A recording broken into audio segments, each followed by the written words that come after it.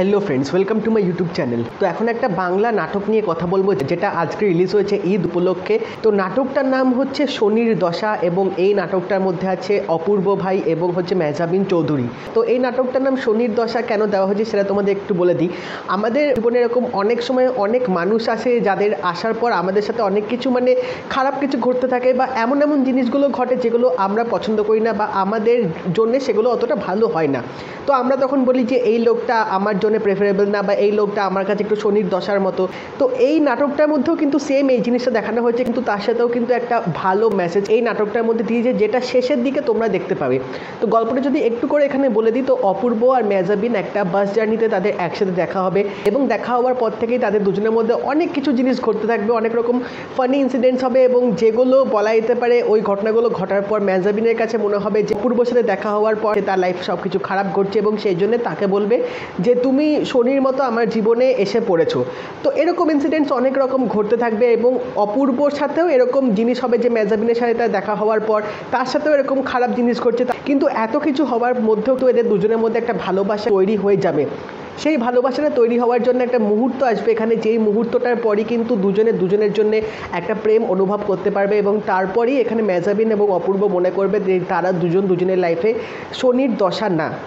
কিন্তু স্টিরিওটিপিক্যাল জিনিস এই নাটকটার মধ্যে দেখাবে। বিয়ে হওয়ার আগে এখানে এমন একটা সিচুয়েশান চলে আসবে যেটার জন্যে দুই বাড়ির পক্ষে মা বাবাই এই জিনিসটা মেনে নিতে পারবে না এবং তারা দুজনকে বিয়ে দেওয়ার জন্য রাজি হবে না।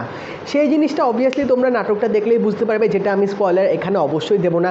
কিন্তু এরপরেও তাদের বিয়ে কি সত্যি হবে নাকি বিয়ে হবে না, নাকি তাদের দুজনের লাইফে একটা শনির দশা হয়ে থাকবে, সেটা জানতে গেলে কিন্তু তোমাদের এই নাটকটা অবশ্যই দেখতে হবে।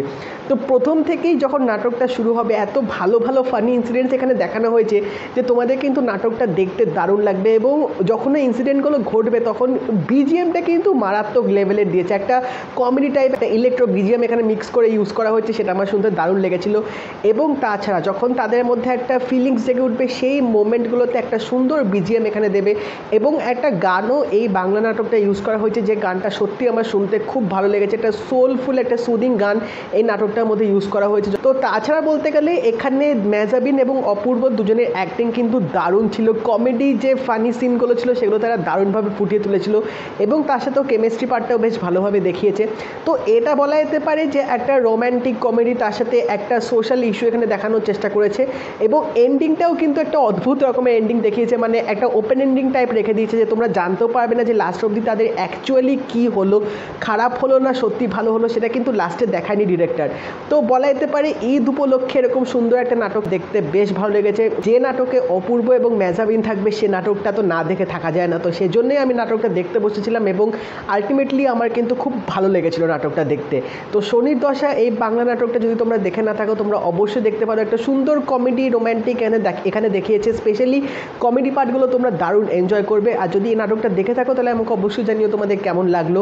আর যদি এই ভিডিওটা ভালো লেগে থাকে লাইক করে দিও, শেয়ার করে দিও, চ্যানেলটা কিন্তু অবশ্যই সাবস্ক্রাইব করে দেবে, নোটিফিকেশন বেলটাও কিন্তু অল করে দিও। তো দেখা হবে পরের ভিডিওতে। বাই।